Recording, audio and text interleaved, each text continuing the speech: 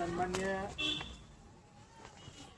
सर्व या ठिकाणी उपस्थित असणारे या संस्थेचे संस्थापक आदरणीय आमचे लाडके मामा प्रकाशजी कसबे मामा, वकील साहेब, त्याचबरोबर नलवडे साहेब असतील, या ठिकाणी आत्ताच त्यांची नियुक्ती झाली, भावी अधिकारी साहेब, त्याचबरोबर अनिलांना, त्याचबरोबर हर्षल शिंदे असतील, तेव्हा या ठिकाणी असणारे सर्वच उपस्थित सर्व मान्यवर, आज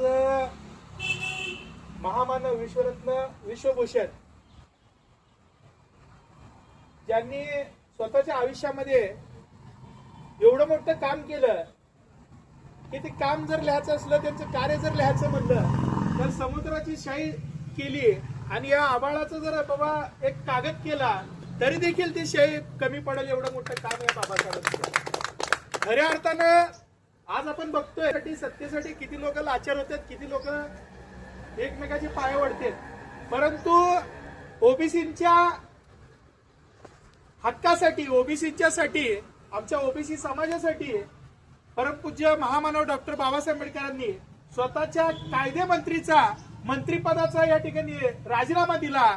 त्यांचे उपकार या ठिकाणी असणारे ओबीसी असतील, त्याचबरोबर महिला असतील, त्याचबरोबर या ठिकाणी असणारा जे काही उपेक्षित रजला गाजलेला जो काही दलित समाज आहे ते देखील या ठिकाणी त्यांचं माझ्या कातडाचं चामडं करून जरी त्यांच्या पायाला जोडे जरी घातले तरी देखील आपलं उपकार त्यांचे फिटणार नाही.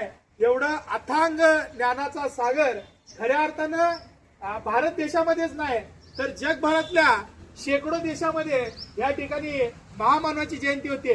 आजच्या या जयंतीच्या निमित्तानं त्यांच्या विचाराची जयंती व्हावी यासाठी अनेक वर्षापासून या ठिकाणी मामा असतील किंवा या ठिकाणी असणारे सर्वच विद्यार्थी असतील, खऱ्या अर्थानं शिका, संघटित व्हा, संघर्ष करा, या ठिकाणी जो काही बाबासाहेबांनी मूल मंत्र दिला त्या मूल मंत्रांच्या आधारे या ठिकाणी लायब्ररीच्या माध्यमातून हजारो लोक, या ठिकाणी शेकडो विद्यार्थी घडवण्याचं काम या ठिकाणी मामाच्या माध्यमातून केलं जातं. त्यांचं देखील टाळ्यावरून एकदा स्वागत करावं अशी विनंती. आणि जयंतीच्या संबंध भारतवर्षाला, संबंध जगभराला मी शुभेच्छा देतो. खरोखरच या ठिकाणी बाबासाहेब नसते तर आम्ही काय करत असतो किंवा आपण कुठं असतो याचा देखील विचार या जयंतीच्या माध्यमातून व्हावा.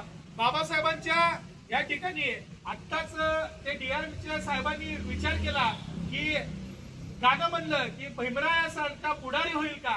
खरोखरच बाबासाहेबांचे जब तक सूरज चांद जाएगा तब तक डॉक्टर विश्वरत्न डॉक्टर बाबासाहेब आंबेडकरांचं नाव हे कोणीही मिटवू शकत नाही. आणि कुठलीही ताकद या ठिकाणी बाबासाहेबांचं नाव मिटवण्याचा प्रयत्न करत असेल तर आपण या ठिकाणी आपण संघटित होऊया आणि संघर्ष करूया. या ठिकाणी बाबासाहेबांच्या चरणी शतवार नमन करतो आणि माझं मनोगत संपवतो. जय हिंद, जय महाराष्ट्र, जय भीम, जय.